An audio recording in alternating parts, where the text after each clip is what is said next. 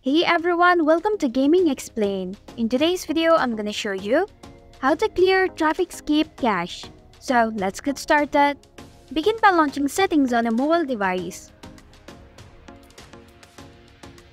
Scroll down until you find Apps option.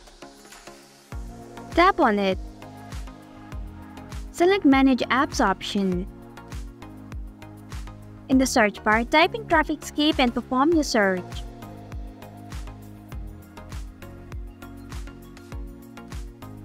Tap on it. At the bottom of your screen, you'll be able to find Clear Data option. Tap on it.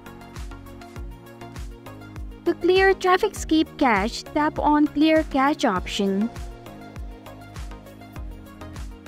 If you are sure, tap in the OK button.